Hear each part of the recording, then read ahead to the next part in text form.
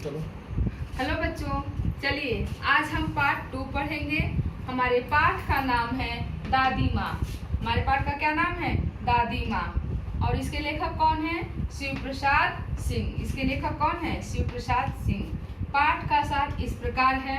इस पाठ में लेखक ने अपनी दादी माँ के बारे में बताया है कि वे कितनी दयालु थी। अपने अच्छे स्वभाव के कारण वे घर और बाहर दोनों जगह के लोगों की प्रिय थी। कहाँ की प्रिय थी? घर और बाहर दोनों जगह के लोगों की प्रिय थी। लेखक अपने और अपने दादी माँ के बारे में यहाँ पर इस पाठ में वर्णन किए हैं, जिक्र किए हैं। लेखक जब अपने घर से एक बार बाहर रहता है और बीमार पड़ता है, उस समय लेखक की उम्र लगभग 20 साल से ज़्यादा थी। और बीमार पड़ने के बाद लेखक किस प्रकार उदास हो जाता है और उदास होने के बाद अपने घर के लोगों को, गांव के लोगों को याद करता है, उसी का वर्णन यहाँ पर लेखक ने किया है। लेखक जब बीमार पड़ा है उस समय लेखक याद कर रहे हैं कि किस प्रकार हमारे गाँव के लोग, किस प्रकार हमारे गाँव के जो बच्चे जो हैं नदी तालाब में कूदते हैं, नहाते हैं। कुआर के महीने में खूब कूद के नहाते हैं झागदार पानी में और खेल कूद करते हैं। और दादी माँ जो है किस प्रकार गांव के लोगों का देखभाल करती हैं, ये उसी के बारे में यहाँ लेखक बता रहे हैं। और लेखक को याद आ जाती है अपनी दादी माँ और गाँव के लोग। लेखक लेटे लेटे जो है लेखक याद करता है कि गाँव के बच्चे तालाब में झागदार पानी में। कुआर का महीना आप समझ रहे हैं कौन किस महीने को कहा जाता है? सितंबर और अक्टूबर के बीच का जो समय होता है वो कुआर होता है। कैलेंडर के हिसाब से बरसात के आखिरी महीने को जो है कुआर कहा गया है। तो कुआर के महीने में तो बहुत तेज धूप होती है।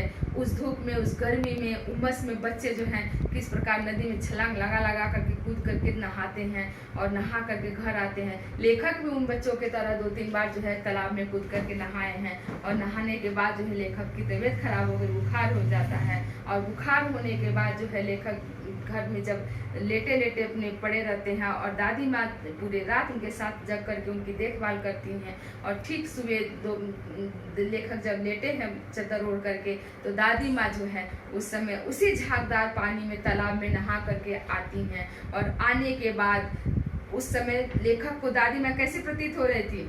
दादी माँ जो है एक अलग ही रूप में दिखाई दे रही थी। उस समय जो दादी माँ के बाल खुले हुए थे और उनके बाल किस प्रकार लग रहे थे? जैसे सनई देखे होंगे आप लोग, सनई सफ़ेद होता है जिससे रस्सी उसी बनता है, उन रस्सियों के भांति सफ़ेद, बिल्कुल सफ़ेद जो है उनके बाल दिख रहे थे। और उन बालों से पानी टपक रहे थे। वो दृश्य जो है बहुत ही मनमोहक थे। लेखक बोल रहा है कि दादी माँ उस समय बहुत ही अच्छी लग रही थी। और दादी जो है तुरंत आते ही मेरे मुंह में चबूतरे की मिट्टी मेरे मुख में डालती हैं और ऊपर से नीचे सर से पांव तक मुझे सहलाने लगती हैं। और चबूतरे की मिट्टी से तात्पर्य है जैसे मंदिर मस्जिद से हम लोग भी भभूत वगैरह लाते हैं, उसी प्रकार दादी माँ लेखक क्या बोले, दादी माँ किसी चबूतरे की मिट्टी मेरे मुंह में डाल देती हैं। और दादी माँ जो है पूरे घर में साफ सफाई के लिए चारों तरफ जो है लोगों को दिशा निर्देश देती हैं। जब कोई बीमार पड़ता था तो दादी माँ साफ सफाई का विशेष ध्यान रखती थी। यहाँ चादर बदलवाना, तकिया की कवर बदलवाना और तकिया कवर चेंज करने में जो 2 मिनट की देरी भी हो जाती थी तो दादी माँ बहुत गुस्सा आ जाती थी। और जो है पतली खिचड़ी, मूंग दाल की खिचड़ी बनाने का जो हिदायत देती थी और देखभाल में पूरे तन मन से लगी रहती थी। ये दादी माँ की खूबी जो है लेखक याद कर रहे हैं। ठीक इसी प्रकार एक घटना और लेखक को याद आती है कि किस प्रकार जो लेखक को घटना जो है अप्रिय लगी थी, लेकिन उसके बाद जो है जो उसका अनुभव है वो लेखक यहाँ बता रहे हैं कि किस प्रकार दादी माँ एक दिन दोपहर के वक्त रामी के चाची धन्नो को किस प्रकार जो है अपने पैसे के लिए डांट रही हैं कि मेरे जो पैसे तुम ली हो उसको सूद सहित या ब्याज सहित जो है वापस कर दो। और धन्नो जो है दादी माँ के पास गिड़गिड़ा रही है कि मलकी मुझे कुछ दिन का और मोहलत दे दीजिए, मैं आपके पैसे जो है सूद सहित वापस कर दूंगी। बस मेरे किसानी का समय है, खेती का समय है, वो आ जाने दीजिए, उसके बाद मैं आपके पैसे वापस कर दूंगी। यानी अनाज कट जाएगा, गेहूं कट जाएगा, उसके बाद से मैं उसे बेच करके आपको पैसे दे दूंगी। लेकिन दादी माँ नहीं मानती हैं तो फिर अपनी बेटी की शादी का हवाला देती है कि अब मेरी बेटी की शादी हो जाने दीजिए, शादी होने वाली है, उसकी विदाई के बाद मैं आपके पैसे दे दूंगी। लेकिन दादी माँ बोलती है कि नहीं, मुझे मेरे पैसे तुम दे दो। तो दादी माँ के पैर पकड़ने जाती है तो दादी माँ कहती है चलो हटो, दूर हटो, मेरे पैर को नहीं छूना, मैं नहा करके आई हूँ। ये दृश्य देख लेखक को बिल्कुल अच्छा नहीं लगा था। लेखक बीच में आकर के दादी माँ से बोलते हैं, दादी माँ, रामी की चाची आपका पैसा दे देगी, आप इस तरह से उसके ऊपर मत बिगड़िए। फिर वहाँ से दोनों चले जाते हैं। फिर कुछ दिनों बाद धनु हंसते हुए दादी माँ को आशीर्वाद देते हुए घर से निकलती है और लेखक के सामने पड़ती है। लेखक उससे पूछ बैठते हैं कि उस दिन तो तुम बहुत दुखी थी, गिड़गिड़ा रही थी, आज बहुत प्रसन्न हो, क्या हो, कौन सी ऐसी बात हो गई? तो धनु बताती है कि दादी माँ जो है मेरे पैसे भी नहीं, पीछे के जितने पैसे थे वो भी पैसे माफ़ कर दी और मुझे जो है ऊपर से 10 रुपया दे दी मेरी बेटी की शादी के लिए। वो तो देवता है देवता। और दादी माँ को ढेरों आशीर्वाद देते हुए चली गई। ये चीज़ लेखक को बहुत ही आश्चर्य में डाल दिया कि मेरी दादी जो है ऊपर से इतनी सख्त दिखती है लेकिन अंदर से कितनी मुलायम है। अब 10 रुपया के बारे में भी सोच रहे होंगे आप लोग कि 10 रुपये से क्या होता है। आज के समय में तो कुछ नहीं, लेकिन पीछे जो है 10 रुपया 5 रुपये की भी बहुत कीमत होती थी, उसमें बहुत काम हो जाते थे। लेकिन आज जो है 10 रुपये में आपको सिर्फ एक चॉकलेट मिलेगा, बाकी कुछ नहीं मिलेगा। ठीक इसी प्रकार एक और दृश्य जो है लेखक के आंखों के सामने घूमने लगता है कि किशन भैया के घर शादी है और घर में दादी माँ पूरे जो है घर को अपने सिर पर उठा ली हैं, चारों तरफ जो है दौड़ भाग मचाई हुई हैं, सब कामों में व्यस्त हैं।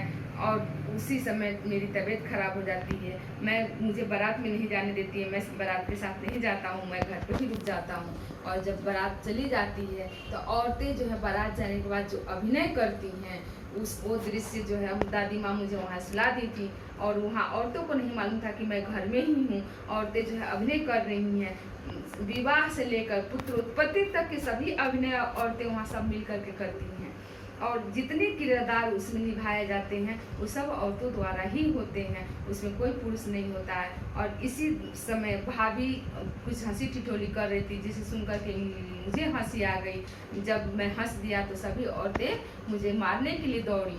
अपने बचाव के लिए मैं अपनी दादी माँ के पास भागा और वहाँ जाने पर मुझे जीवन दान और अभयदान मिला। आप लोग के साथ भी ये सब घटना होती होगी, कभी मम्मी पापा से डांट पड़ने पर आप भी जो है भागते होंगे अपनी दादी माँ के पास।